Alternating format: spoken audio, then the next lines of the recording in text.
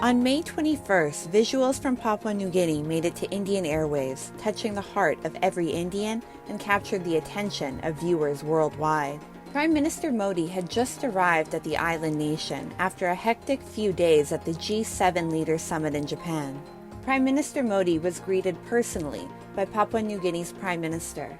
Prime Minister James Marape, in a sign of extreme respect, bent down and touched Prime Minister Modi's feet, seeking the Indian Prime Minister's blessings, a gesture that transcended any religious or protocol norms in place, a gesture that was an acknowledgement of the love and respect India had accrued as a result of its selfless foreign policy. Rewind back a few days, and the accolades had kept coming.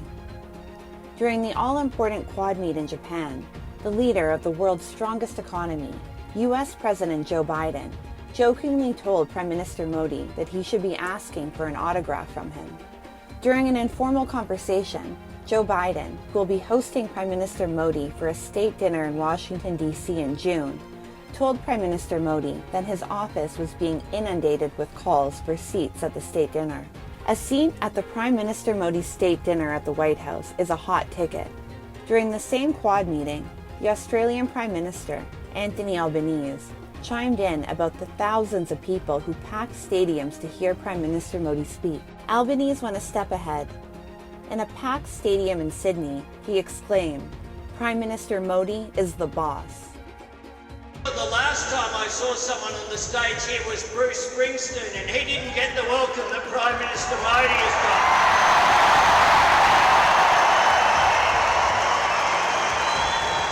Prime Minister Modi is the boss.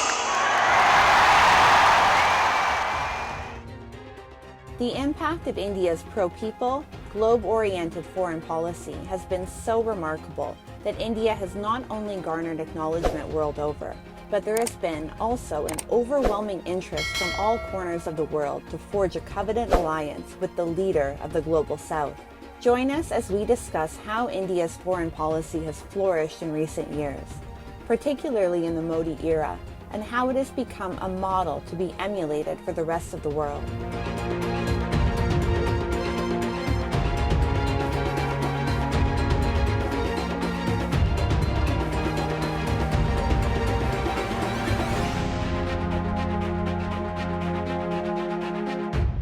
And the Prime Minister of India, Narendra Modi! Prime Minister Modi received a rousing welcome as thousands of Indian expatriates in Australia gathered for a community event in Sydney to mark the arrival and celebrate the unparalleled popularity of Modi on a global scale.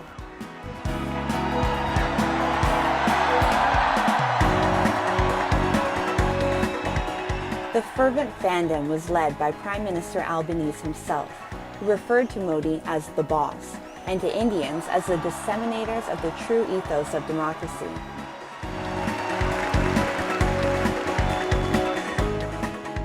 You have brought the spirit of the world's biggest democracy to Australia. And you have helped make our democracy stronger and more inclusive. You've strengthened Australian society, bringing our country the benefits and riches of such a beautiful and diverse culture. And I am so proud that you have made Australia your home, that you see your life and your future here. It is the result of India's diligent diplomatic endeavours and an effective foreign policy that Indians around the world enjoy widespread esteem today. Indian foreign policy has been open-minded and inclusive of all. It places as much emphasis on global well-being as it does on Indian interests. Indian foreign policy's economic component has taken a more practical approach and has addressed each bilateral relationship with its bespoke elements.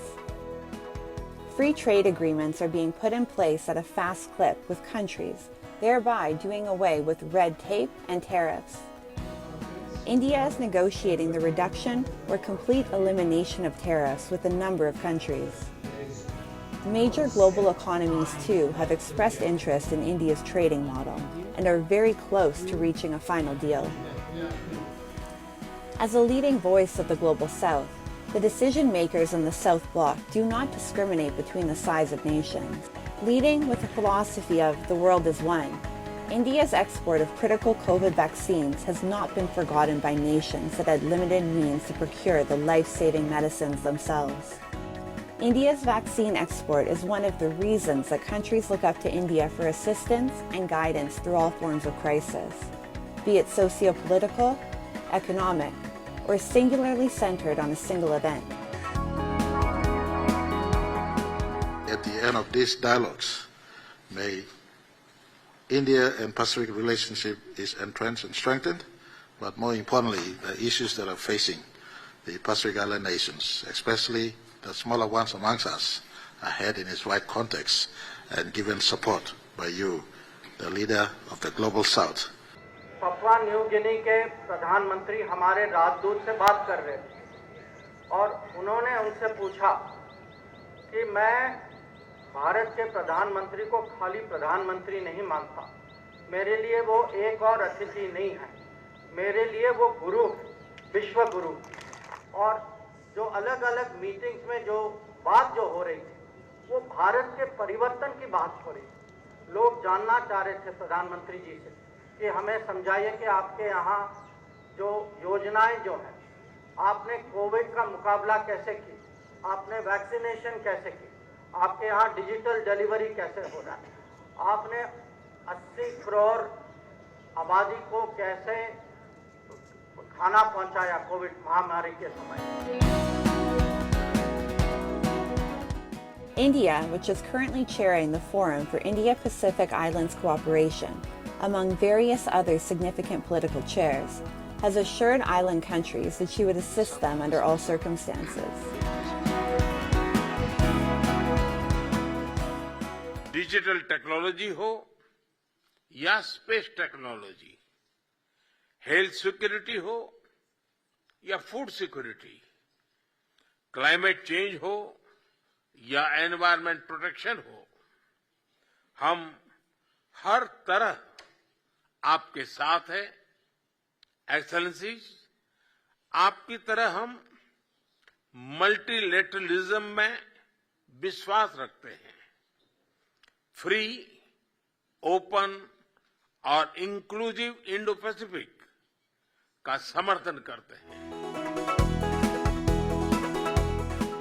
There has been a growing global consensus that India is one of the most transparent, accountable, and democratic states in the world. Have you ever wondered why India, which is not an active member of one of the most powerful groupings of the world, G7, is invited every single time a summit-level meeting is held? The reason is that India is indispensable in any decision-making forum. And it is not just the sheer size of the country, but also her consistently objective policies that have garnered her this reputation. It is also important to note that some members of the G7 back India's inclusion into the UN Security Council. President Biden's candid remark about the Indian Prime Minister, Narendra Modi, in which he said he wanted Modi's autograph, was not just a testament to India's thriving relations with the United States, but also her and her Prime Minister's growing stature and popularity.